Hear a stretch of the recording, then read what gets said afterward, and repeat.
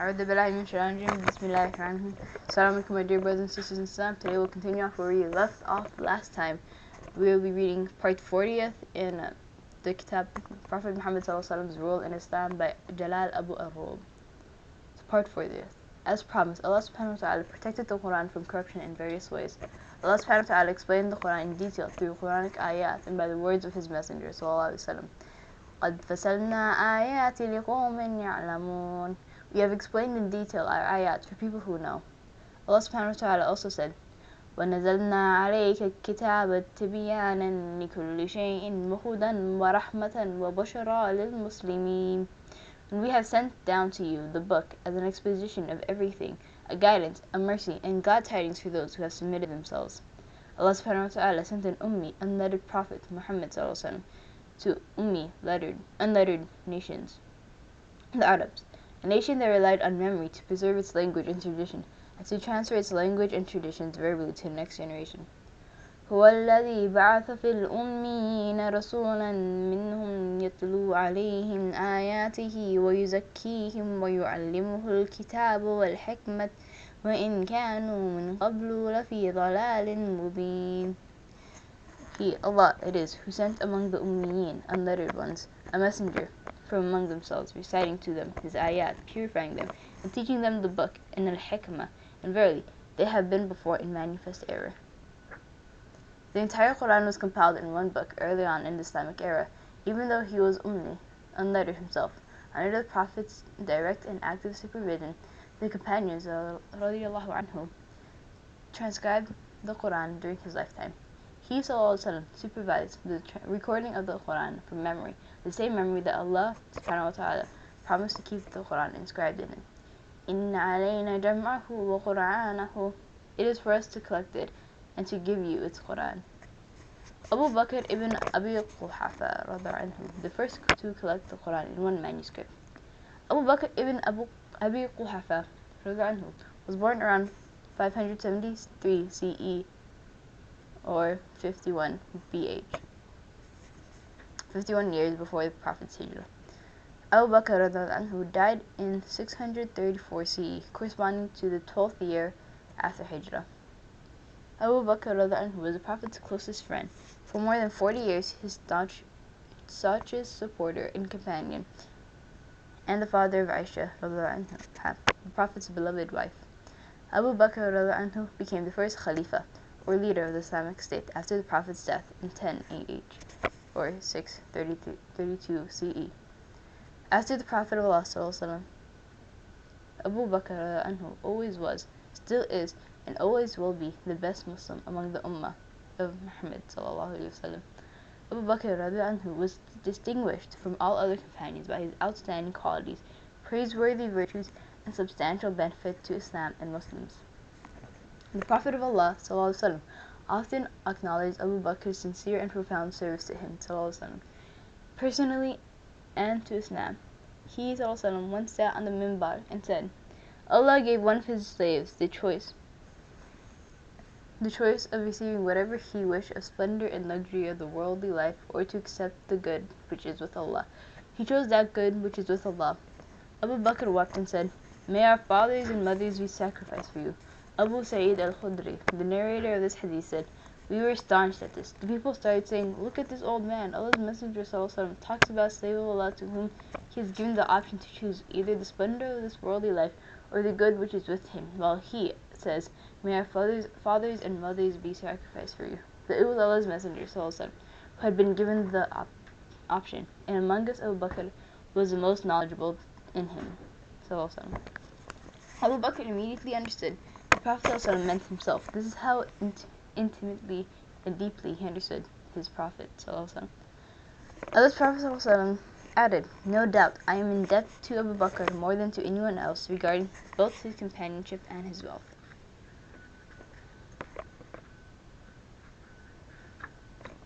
The Prophet of Allah often asserted Abu Bakr's unrivaled dearness to him. Numerous authentic hadiths emphasize Abu Bakr's virtues, such as the prophetic statements describing Abu Bakr as being the dearest man to him. Also, during the lifetime of the Prophet ﷺ, his companions considered Abu Bakr then Umar ibn al-Khattab, then Uthman ibn Affan, as being the best Muslims after the Prophet of Allah sallallahu alaihi wasallam. The Prophet of Allah sallallahu alaihi wasallam used to hear this statement from his companions and would not object to it. On the advice of Umar ibn al-Khattab, anhu, Abu Bakr ordered Zayd ibn Thabit to collect the Quran in one manuscript, saying to him, "You are a wise young man, and we do not suspect you of lying or of forgetfulness. You used to write the divine revelation for Allah's messenger. Therefore, look for the Quran and collect it in one manuscript." Zayd, anhu, one of the Prophet's closest companions, was also among the companions who memorized the Quran, as Imam Bukhari and Muslim reported. Further, Zayd was one of the numerous scribes who recorded the Quran for the Prophet ﷺ, as Imam Bukhari reported. Imam Bukhari also reported that the Prophet ﷺ once called Zayd to write the Quran for him, saying, "Call Zayd for me, and let him bring the board and the ink pot and the scapula bone." Then he ﷺ said to Zayd, "Write this ayat. Not equal are those of the believers who sit at home," until the end of the ayat. When Abu Bakr entrusted the job of collecting the Quran to him, Zayd collected Quranic ayats from people's chests, meaning memory, and from leaves and papers, as Imam Bukhari reported. As stated, Abu Bakr died in the 12th year of the Prophet's Hijrah, only 2 years after the Prophet's death, and after their job of collecting the Quran in one manuscript was completed.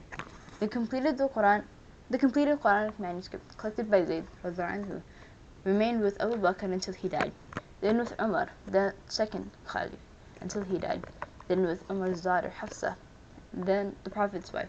This was also reported by Imam Bukhari. It should be noted that Abu Bakr's manuscript of the Quran was meant to be a reference for later generations.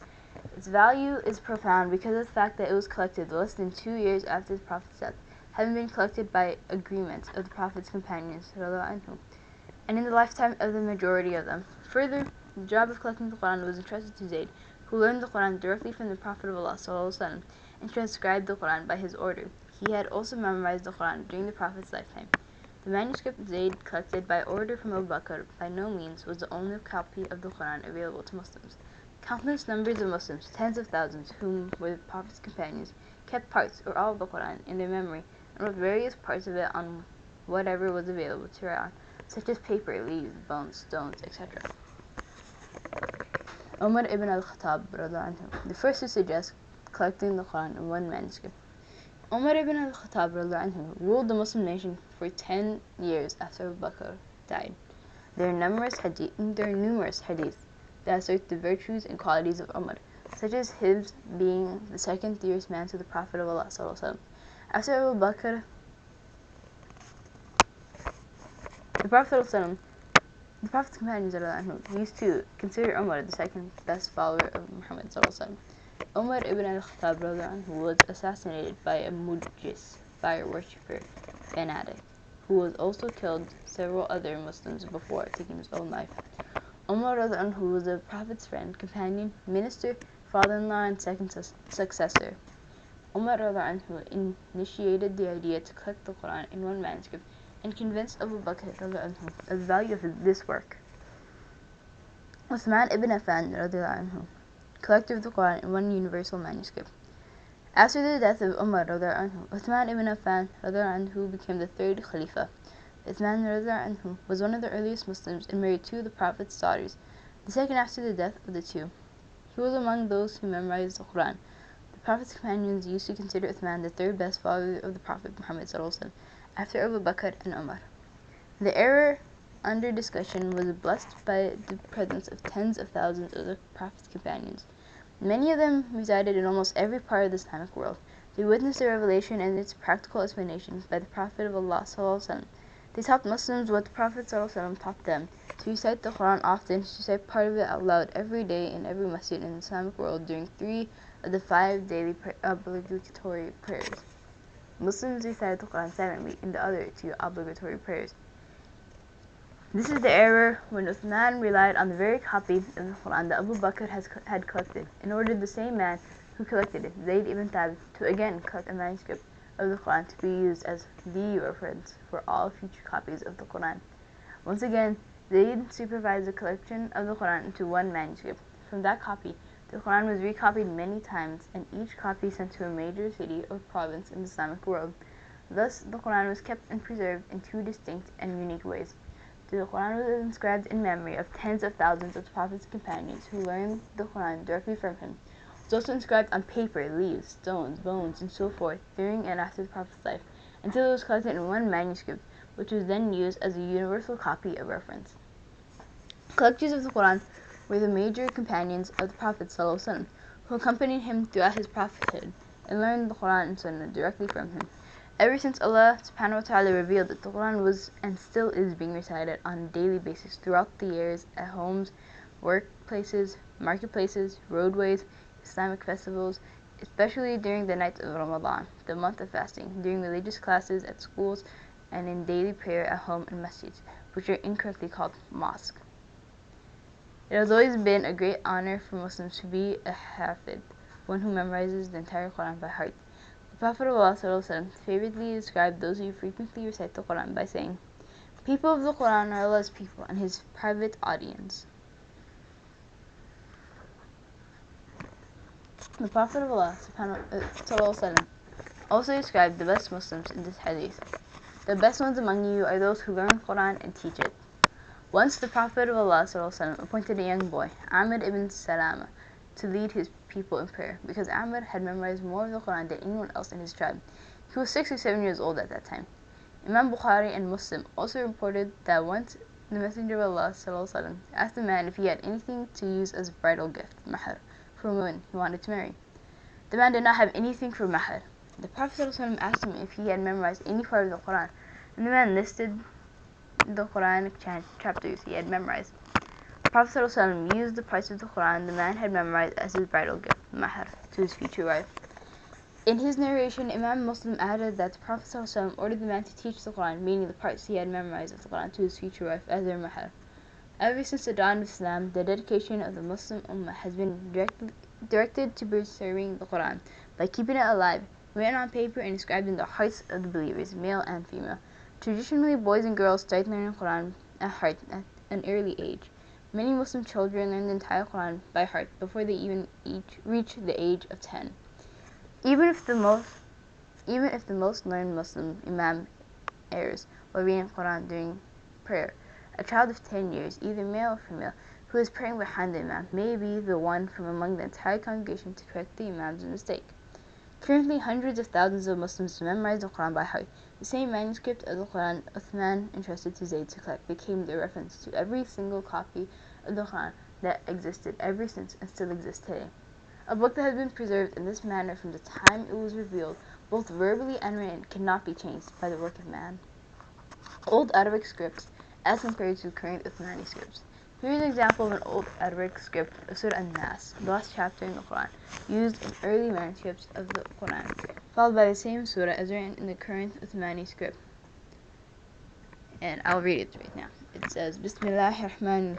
قل أعوذ برب الناس ملك الناس إله الناس من شر الوسواس الخناس الذي يوسوس في صدور الناس من الجنة والناس. In the name of Allah, the most gracious, the most merciful.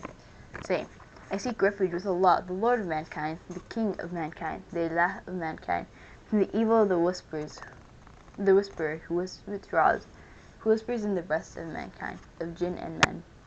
Ever since Uthman ibn Affan, and by agreement from the Prophet's companions, ordered Zayd ibn Thabit to again collect the Quran in one manuscript, the Uthmani manuscript became the basis of every Quran copy Muslims had ever had. This is the eternal miracle of Islam. The Quran, Islam's holy book, in addition to the Quran's explanation and meaning, have been preserved for mankind exactly as the Prophet of Islam taught them to his companions. And we will end here today. Inshallah, we will continue in the next video. We will continue to part 41. My dear brothers and sisters, I hope you benefited greatly from this video, as I did.